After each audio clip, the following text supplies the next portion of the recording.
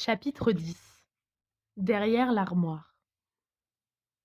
Guidés par Jason, les trois amis redescendirent dans la salle en pierre, emportant avec eux le dictionnaire, la boîte de boulettes, le parchemin avec sa traduction et le seul crayon en état de marche de la maison.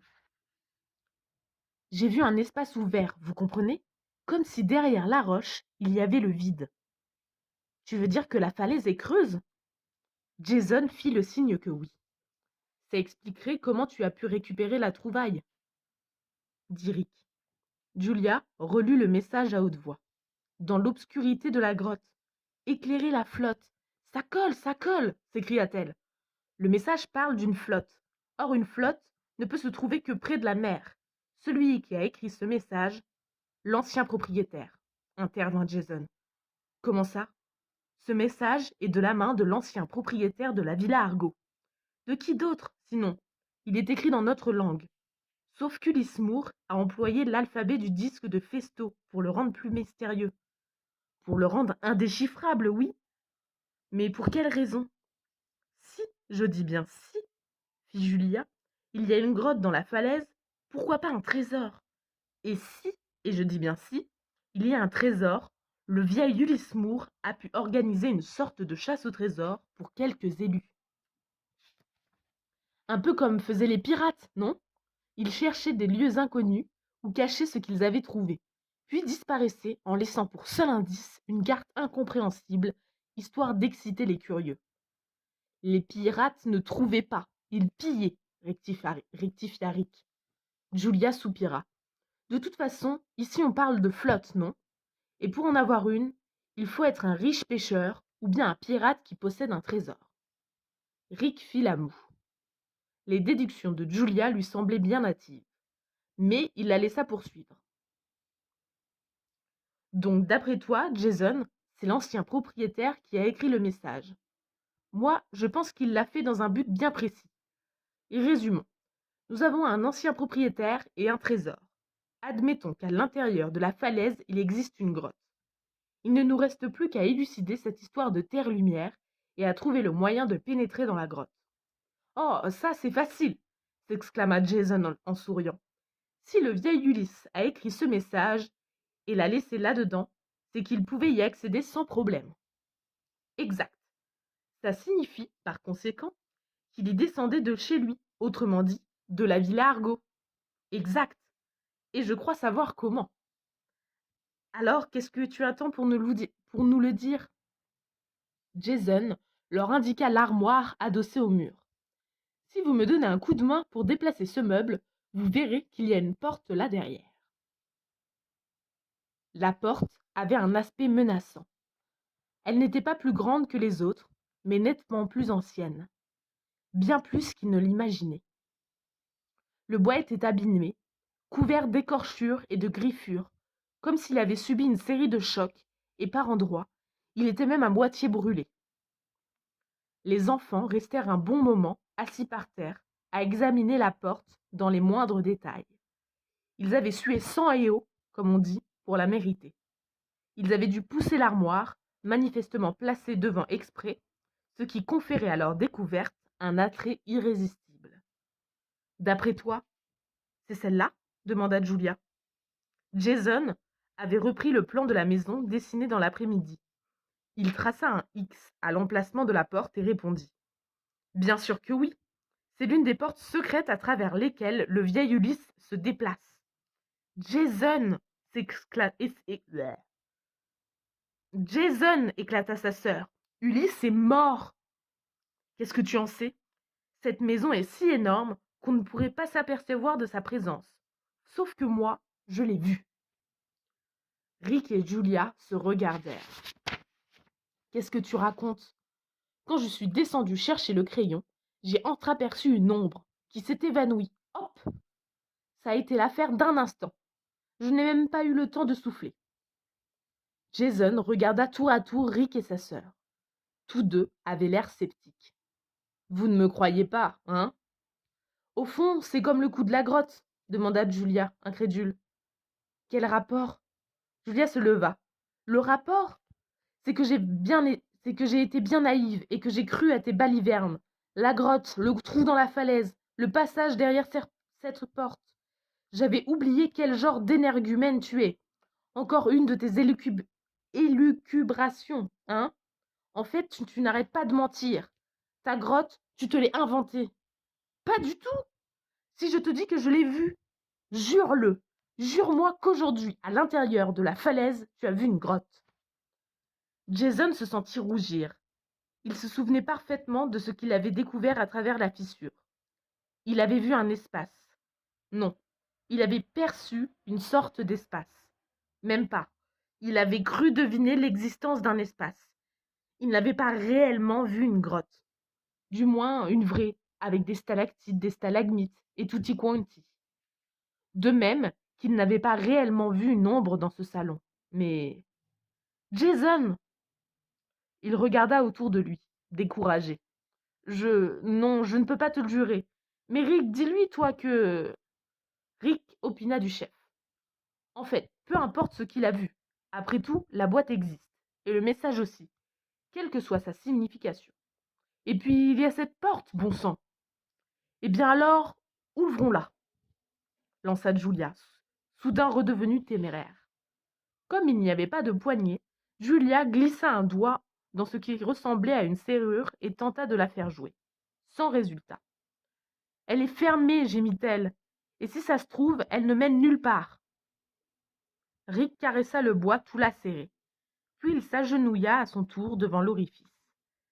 Elle est bel et bien fermée, en effet. Mais si elle ne menait nulle part, à quoi bon toutes ces serrures? Julia regarda de plus près.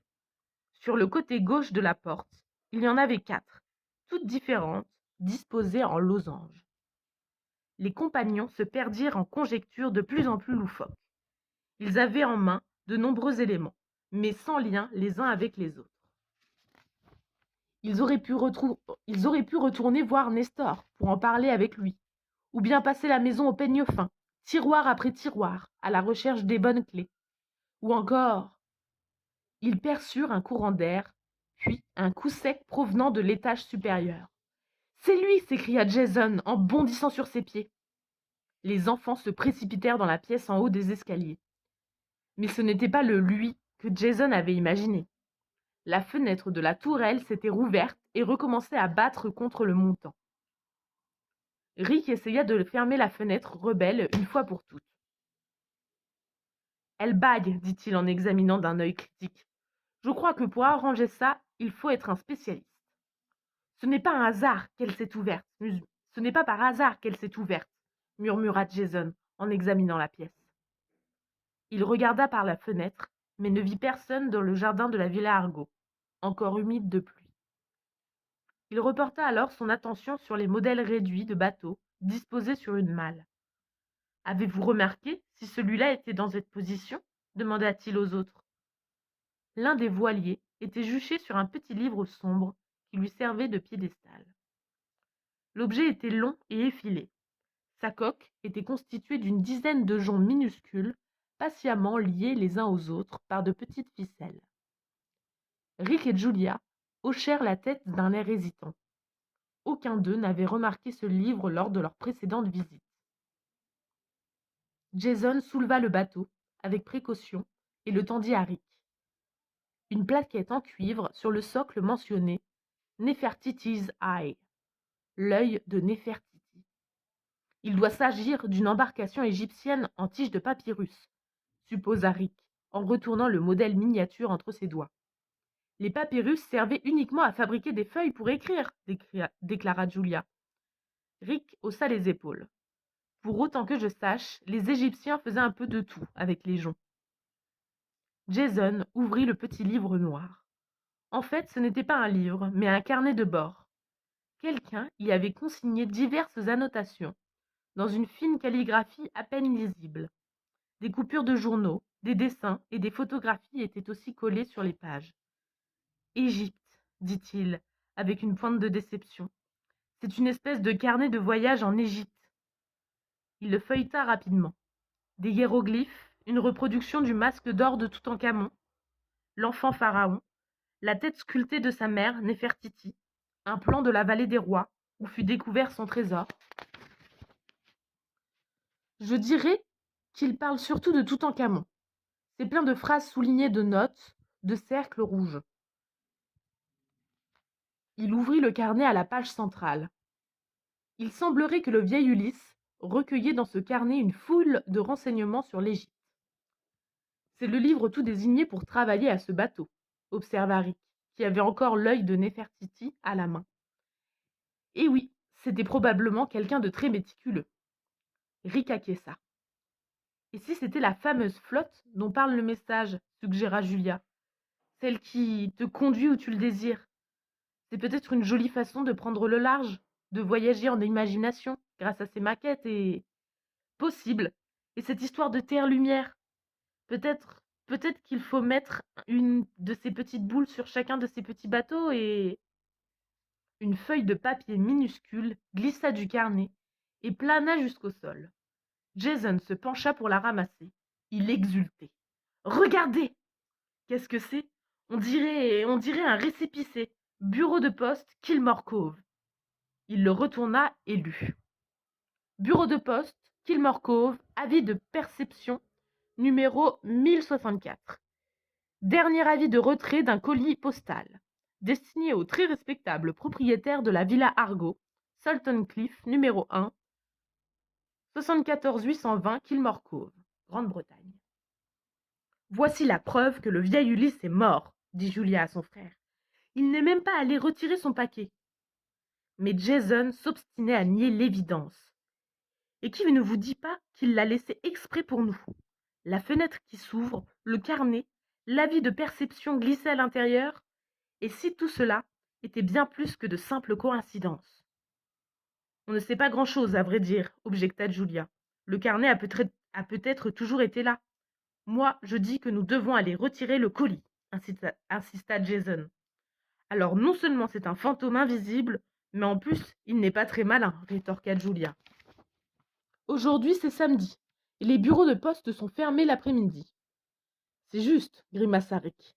Mais quand on habite Kilmore Cove, on sait qu'en cas d'urgence, on peut toujours aller à la librairie demander un service à Mademoiselle Calypso.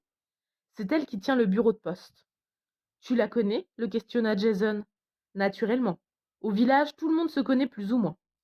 Et tu penses qu'elle ouvrirait pour tes beaux yeux? On peut toujours lui demander. Julia mit les mains sur ses hanches. Les enfants, tout ça, c'est bien gentil, mais ne nous dispersons pas. Juste avant cette histoire de fenêtre, on avait autre chose à l'esprit. Trouver l'entrée d'une grotte secrète, résoudre l'énigme de la porte fermée et des 4 clés, finir de décoder la phrase mystérieuse. Je crois que ce n'est vraiment pas le moment de... Mais Jason et Rick étaient déjà au milieu des escaliers.